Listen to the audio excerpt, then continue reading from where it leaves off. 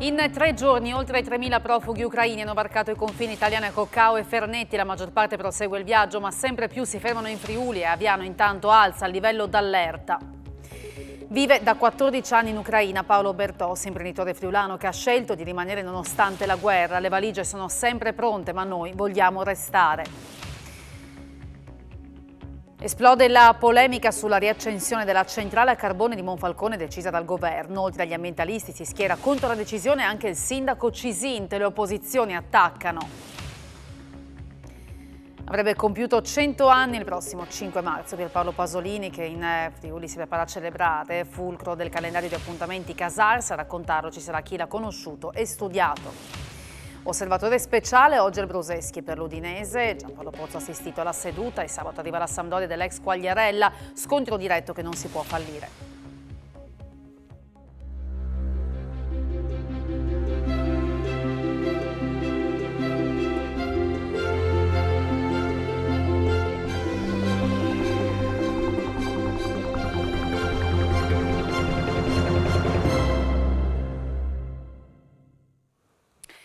Buonasera a tutti voi da Telefriuli, bentrovati all'edizione serale del nostro telegiornale. Mentre in Ucraina prosegue senza soste l'offensiva russa, il Friuli Venezia Giulia si mobilita per l'accoglienza dei profughi che sono in fuga dalla guerra e per la solidarietà alla popolazione ucraina. Questa mattina riunione in videoconferenza tra le 4 prefetture della regione e l'assessore alla protezione civile. Da Trieste, Andrea Pierini.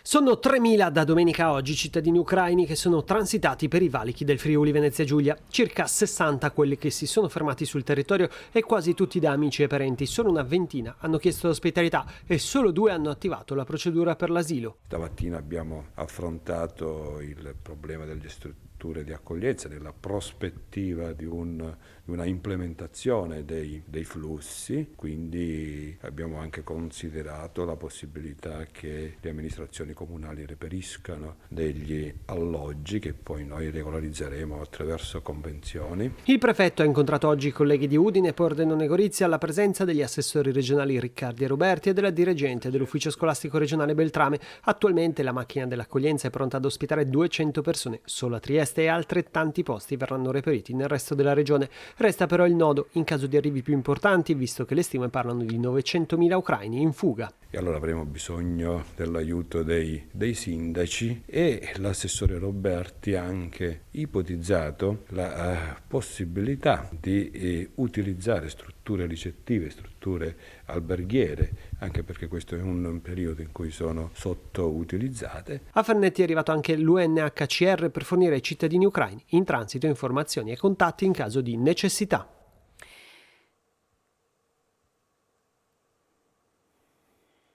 E scende in campo anche la protezione civile regionale che è pronta a partire per allestire un campo in Polonia da 250 posti letto e Palmanova diventerà uno dei 2 hub nazionali di raccolta e smistamento farmaci.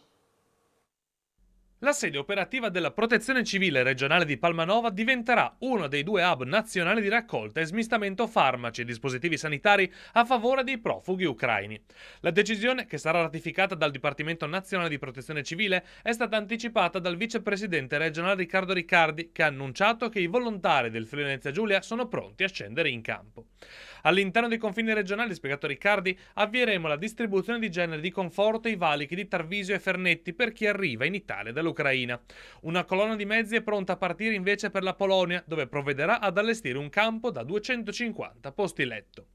Particolarmente delicato il ruolo richiesto al Burlo Garofalo di Trieste e al CRO di Aviano. La Protezione Civile sta organizzando il trasporto di una decina di bambini, pazienti oncologici, che deve uscire dall'Ucraina per essere presi in carico dal Burlo, ha concluso Riccardi, e abbiamo comunicato le nostre disponibilità di letti nei 2 istituti regionali. 150 profughi arriveranno in Friuli Venezia Giulia domani sera, 50 saranno accolti a Sappada, per gli altri si cerca una soluzione. L'iniziativa è dell'Associazione Ucraina Friuli. Abbiamo fatto partire ieri 3 corriere che vanno al confine con la Polonia a raccogliere 150 profughi e dovrebbero tornare giovedì sera, e così noi ci occuperemo anche ad organizzare l'accoglienza a queste persone. 50 persone verranno accolte a Sappada perché il consorzio alberghiero di Sappada si è mobilitato e hanno già organizzato accoglienza per 50 persone e altre 100 sono a carico della nostra associazione. Quindi chiedete supporto anche in questo senso per cercare una zona che possa accoglierle? Noi abbiamo chiesto già da tempo di dare una mano e il primo comune che ci ha risposto a questa esigenza è stato San Vito al Tagliamento, che si sono già organizzati con un punto di accoglienza per 15 persone da lunedì scorso e stanno cercando alloggi per altre persone. E sono attivi al Cittafiera di Martignacco 2 punti di raccolta di beni di prima necessità per l'emergenza in Ucraina. Il Cittafiera di Martignacco ha messo a disposizione un'area dedicata per la raccolta di beni di prima necessità per i cittadini dell'Ucraina, allestita al piano terra Area Blu, gestita direttamente dall'Associazione Culturale Ucraina Friuli, con le volontarie presenti tutti i giorni dalle 9:30 alle 20:30. Sono richiesti medicinali per uso ospedaliero, alimentari a lunga scadenza come pasta, riso e biscotti. La consegna verrà poi organizzata direttamente dall'associazione con trasporto su tir dedicati che arriveranno direttamente al Cittafiera per il ritiro. È stata inoltre attivata un'altra iniziativa curata dal Gospel Center insieme a Ready to Help. Da oggi la raccolta è stata attivata presso l'ingresso principale Sud 2 fino al 4 marzo, mentre dal 5 al 6 marzo presso l'ingresso Sud 4 del centro commerciale. Sarà possibile consegnare alimenti a lunga conservazione in scatola o secchi, alimenti liofilizzati, omogenizzati per bambini, prodotti per l'igiene personale e articoli per bambini.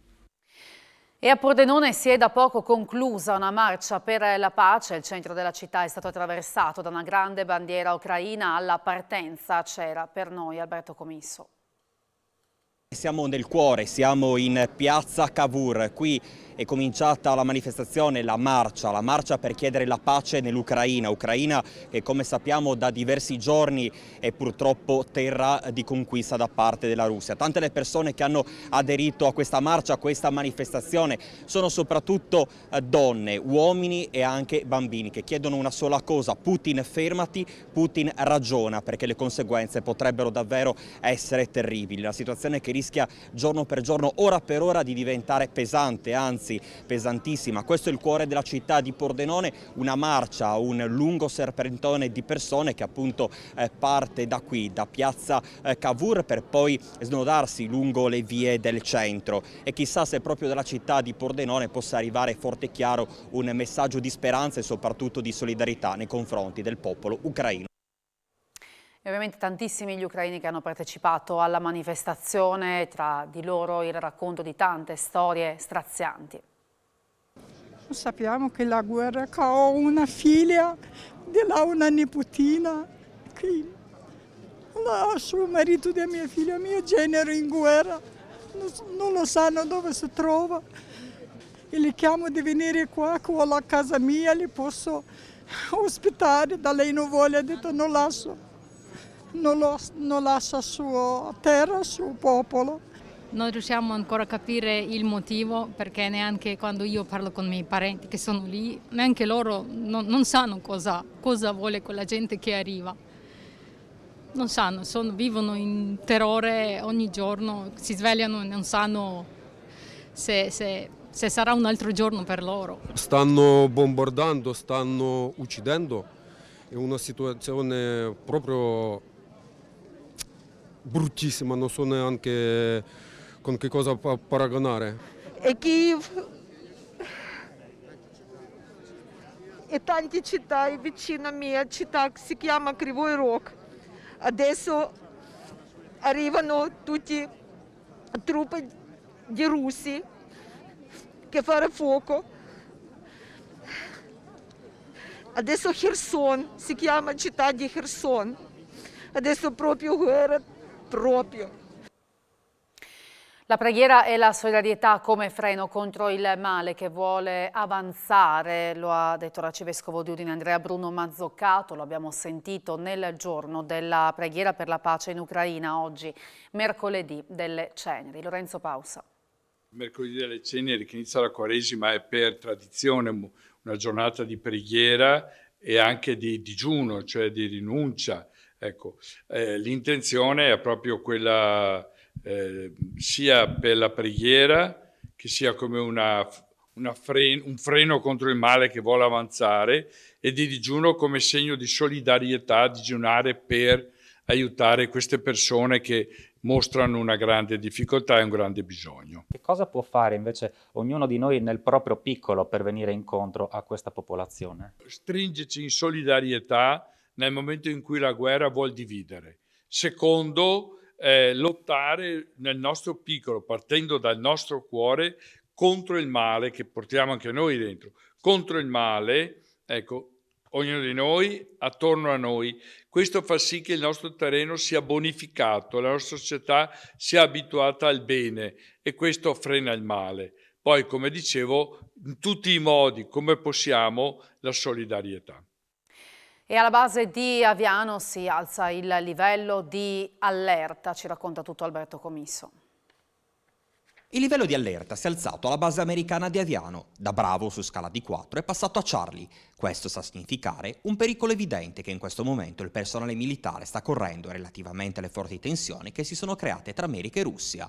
Potenziata anche la videosorveglianza nel perimetro esterno dell'aeroporto Paglione Gori. Su disposizione del prefetto di Pordenone Domenico Lione, come deciso alcuni giorni fa in sede di Comitato per l'Ordine e la Sicurezza Pubblica, sono giunti rinforzi alle forze dell'ordine.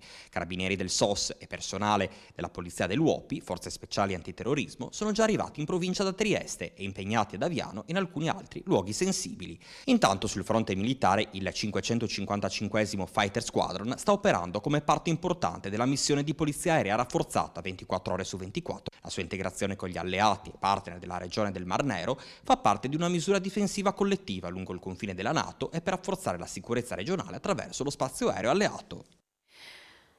E ad Aviano nel primo pomeriggio di oggi, poco dopo le 13:30, un F-16 Fighting Falcon del 31esimo Fighter Wing ha effettuato un atterraggio di emergenza in sicurezza. Le squadre di pronto intervento della base fanno sapere dalla struttura militare, sono intervenute mettendo in sicurezza l'area. Tutte le altre operazioni sono riprese regolarmente. Ha deciso di rimanere in Ucraina dove vive da 14 anni e ha una famiglia. Ecco la storia di un imprenditore friulano che ha deciso di resistere alla guerra. Lo ha contattato Daniele Micheluzzi. Le valigie sono pronte, però noi si vuole rimanere qui. Per il momento abbiamo preso degli impegni anche con la gente di qua. Stiamo facendo del nostro meglio, insomma. Io mi trovo a 60 km dal confine ungherese, quindi non sono in una di quelle zone che ancora hanno bombardato. A parlare è Paolo Bertos, friulano di Corno di Rosazzo, che ha deciso di restare nell'Ucraina in guerra per amore del paese che lo ha accolto e della nuova famiglia. Io sono sposato, ho un bambino di 3 anni qui, ho una figlia di 30 anni in Friuli e io sono 14 anni più o meno che vivo qui. Facciamo mobili, ditta piccolissima. Per l'imprenditore friulano sono ore di angoscia tra merci e denaro complicati da reperire. L'amministrazione ci chiede aiuti a tutti gli imprenditori per i generi alimentari di prima necessità e assurdo, ma hanno chiesto anche svolti antiproiettile, elmetti, che ovviamente qui non possiamo trovare. Si vive in situazione di emergenza, ovviamente, allerta, si cerca di fare molta attenzione. E a causa della guerra, situazione difficile per il trasporto merci. Sentiamo Silvano Pascolo, presidente di Interporto Pordenone.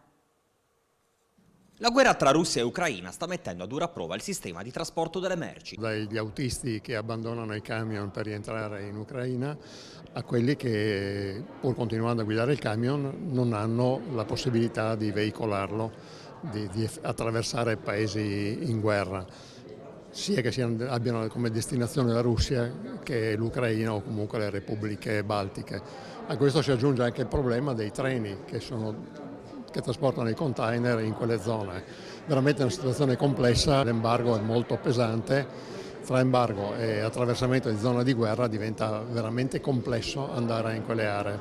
Le ricadute sono pesantissime. Quello delle merci che non possono essere esportate è un danno significativo per le imprese della nostra zona. A Monfalcone è polemica sull'ipotesi di utilizzare il carbone per la centrale elettrica. Protestano associazioni ambientaliste e il sindaco Cisint guarda l'impianto di Tor Viscosa. Ivan Bianchi. La guerra in Ucraina e ancor prima il rincaro bollette ha spinto il governo Draghi a vagliare l'ipotesi di riaprire le centrali a carbone, uno scenario che potrebbe coinvolgere direttamente il sito A2A di Monfalcone, provocando la reazione contrariata delle associazioni ambientaliste ma anche della politica locale. Un territorio che dal punto di vista sanitario piange ancora, ha pianto e piangerà.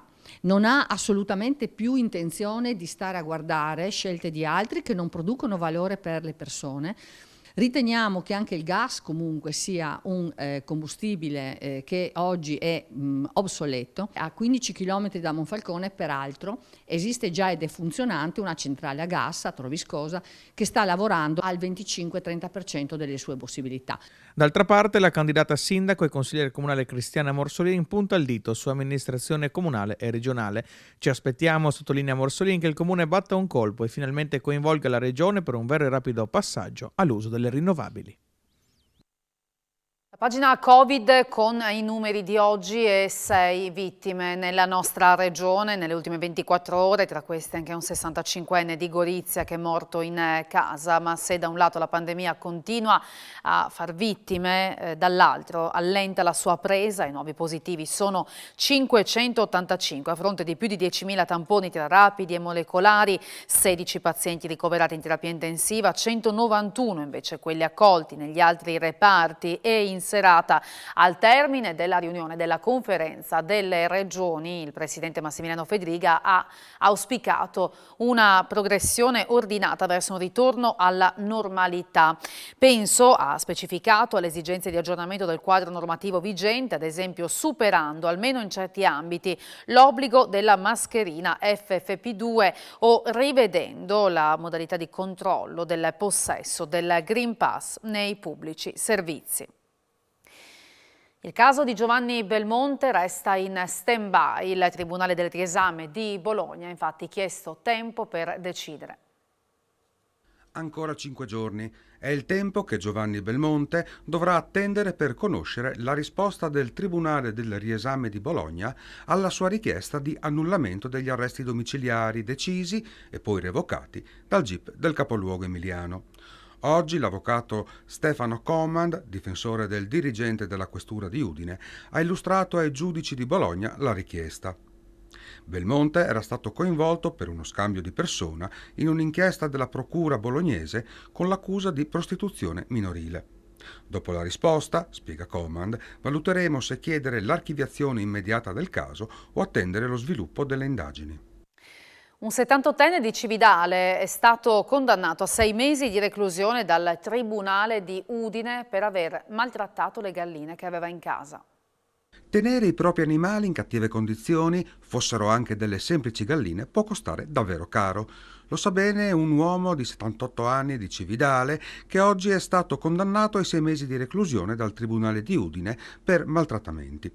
Le vittime sono una novantina di uccelli, per lo più galli, galline, ma anche oche, pulcini, canarini e una faraona, trovati nell'agosto 2018 nell'abitazione dell'uomo e in uno stabile di sua proprietà. Erano tutti rinchiusi in piccole gabbie, incrostate di feci e senza acqua.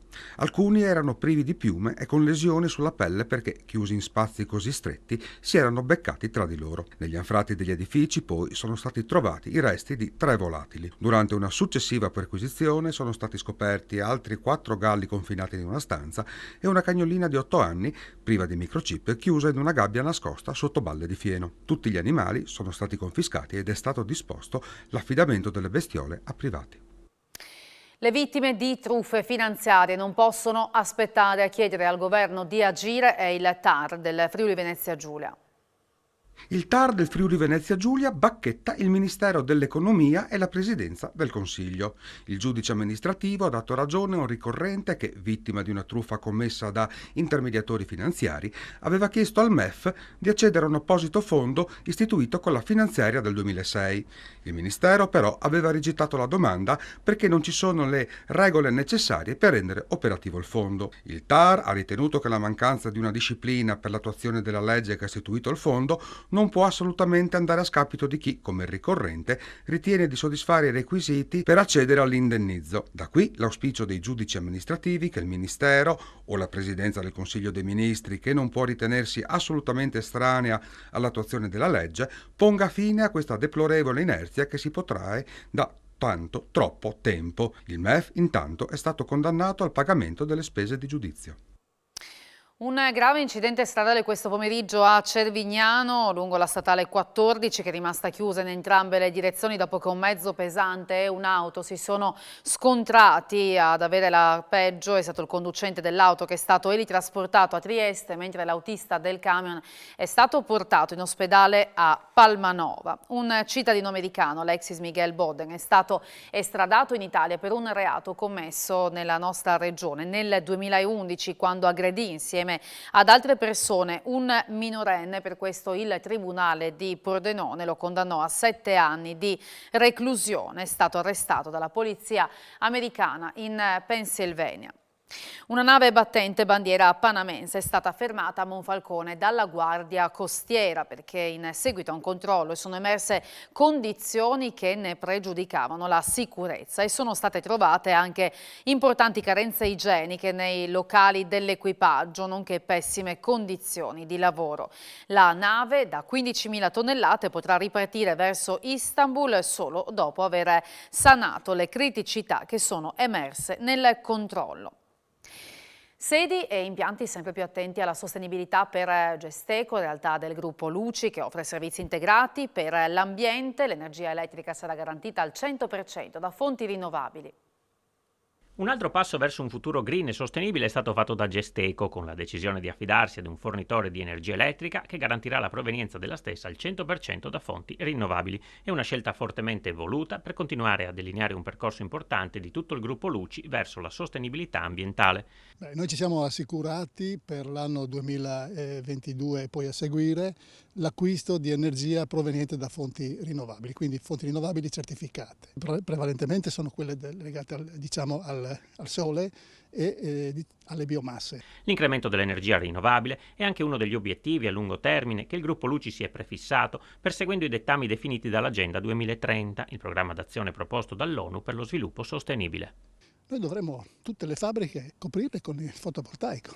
Io credo che se per i prossimi anni riuscissimo a fare una politica, no, a livello di paese, dove prima di occupare spazio verde occupiamo i tetti di capannoni già esistenti, probabilmente possiamo ottenere un buon risultato. 20.000 metri quadri e 300 stand sono i numeri di Orto Giardino dal 5 al 13 marzo a Pordenone. Tutto pronto per la 41esima edizione di Orto Giardino, Salone della Floricoltura, Orticoltura e Vivaismo, in programma alla Fiera di Pordenone dal 5 al 13 marzo. È il grande ritorno di questa amata manifestazione dopo 2 edizioni bloccate dalla pandemia che ha colpito duramente il calendario fieristico pordenonese. 300 espositori, 20.000 metri quadri, 8 padiglioni pieni, così come anche all'esterno un sacco di novità da vedere e un sacco di novità da gustare, proprio novità che abbiamo introdotto da quest'anno, perché ripartendo vogliamo anche dare un qualcosa in più, un'occasione in più per venire in fiera a Pordenone in piena sicurezza. È una ripartenza, la primavera segna rinascita per i cittadini pordenonesi, ma non solo, perché sappiamo che questa fiera attrae dalla Slovenia, da tutta Italia, sta diventando un centro anche per attrarre con gli interventi che ci saranno a livello di convegni anche professionisti del settore da tutta Italia. Le aspettative sono tante perché credo che mai come quest'anno rappresenti una ripartenza che tutti agogniamo. Intenso calendario di appuntamenti con fulcro Casarsa per i 100 anni di Pasolini, li avrebbe compiuti il 5 marzo, a ricordarlo chi l'ha conosciuto e studiato. 100 anni di Pierpaolo Pasolini. Il Friuli si prepara a celebrare sabato 5 marzo il centenario della nascita dell'intellettuale, nato a Bologna e formatosi a Casarsa, paese natale della madre Susanna Colussi. Tante le iniziative in regione, coordinate dal centro studi e dal comune, che si allargano anche ad altri luoghi pasoliniani come Sacile, dove visse da bambino, e Grado, dove girò parte del film Medea assieme a Maria Callas. Una serie di eventi, in collaborazione con Bologna e Roma, per ricordare una delle figure più fini e dissacranti del Novecento. Franco Brevini scrisse che Pasolini visse 7 anni in Friuli e poi il resto della vita a ricordare il Friuli. e lui volle studiare non solo la lingua, ma la storia, le tradizioni, addirittura andava a cercare la pittura antica oltre che quella contemporanea moderna. Un formidabile polemista contro coloro che non volevano l'autonomia regionale. Come mi diceva un vecchio di Casarsa, un così al nas una volta ogni 1000 anys. E proprio a Pasolini sarà dedicata la puntata di questa sera di Elettroshock dalle 21 con ricordi e testimonianze dell'intellettuale, con ospiti in studio e in collegamento. Venerdì a Moimacco la Fondazione De Claricini Dornpacher presenterà un libro sulla storia della famiglia De Claricini. Una pubblicazione dedicata alla storia della famiglia De Claricini in Friuli. È l'ultima iniziativa della Fondazione De Claricini Dornpacher, che dal 1971 si impegna nell'organizzazione di eventi culturali nel territorio perseguendo l'antica vocazione dell'omonima dinastia. Il volume verrà presentato venerdì nella villa alle porte di Moimacco. Presenteremo questo volume che è stato curato da Liliana Carnielutti, professor Andrea Zannini e il sottoscritto, edito anche dalla Forum, che è l'editrice universitaria, sulla storia della famiglia De Claricini Dornpacher in Friuli. Una famiglia che arriva a Cividale del Friuli nel 1200, costruisce una villa nel 1670 qui a Bottenico di Moimacco. L'attività della Fondazione proseguirà nell'arco dell'anno intero con iniziative non solo culturali ma anche legate all'enogastronomia. Abbiamo un'azienda agricola che produce cereali e vino biologico. Faremo tutta una serie di eventi, la prima e la terza domenica di ogni mese, da qui al mese di novembre. Mercoledì delle ceneri e si rinnova l'antichissima tradizione di mangiare la ringa in Friuli, nei locali storici, è tutto esaurito. Il mercoledì santo, giorno delle ceneri, la tradizione della ringa è ancora molto sentita in Friuli. E lei oggi propone la ringa fatta in 3 modi. Sì, c'è la ringa con salsa verde, la ringa affumicata e la ringa con i rati. Salsa verde, prezzemolo, aglio, acciughe, uova sode. Questa con il rati? È una radice, viene grattugiata, poi viene condita con acciuga e capperi. E poi la affumicata, che è la classica. La classica con la cipolla. Ecco, sempre la polenta, sempre. Una volta dicono che praticamente la ringa veniva appesa e poi i commensali con la polenta condivano un po' la polenta con questa ringa appesa ed erano in molti. Io penso che gli italiani festeggiano l'ultimo di Carnevale martedì grasso e poi il giorno dopo, il primo giorno di Quaresima, hanno inventato anche lì un'altra festa dove si mangia e si beve ancora. E ci spostiamo a Pontebba che si rilancia con la ristrutturazione del palaghiaccio. Sentiamo Alexis Sabot. Ancora per 10 giorni sarà possibile pattinare qui da noi, dopodiché inizieremo con dei lavori in previsione del grande evento del prossimo anno che sono appunto gli EIOF. Durante questi giorni di gara qui ospiteremo le gare di short track e di pattinaggio artistico, quindi abbiamo bisogno di fare un restyling al nostro bellissimo palaghiaccio. Però c'è una zona benessere nuova, mi dicevi. Esatto, abbiamo investito in una palestra, abbiamo investito in una nuova zona benessere che speriamo di andare a inaugurare a breve e quindi diciamo che questa nostra struttura vuole diventare una struttura usufruibile 365 giorni all'anno. Quindi palestra e poi?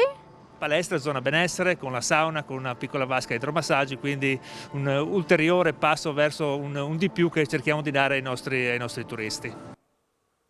In vista della sfida salvezza da non fallire sabato alle 15 contro la Sampdoria al Friuli, oggi per un pozzo assistito all'allenamento dei bianconeri al Bruseschi, lo stesso è accaduto anche a Genova per quanto riguarda la Samp. Ne parliamo tra poco a Sport FVG, ma non solo calcio, daremo spazio anche all'atletica, allo sci orientamento e a tante altre discipline. Grazie per aver seguito il nostro telegiornale. Buona serata, arrivederci.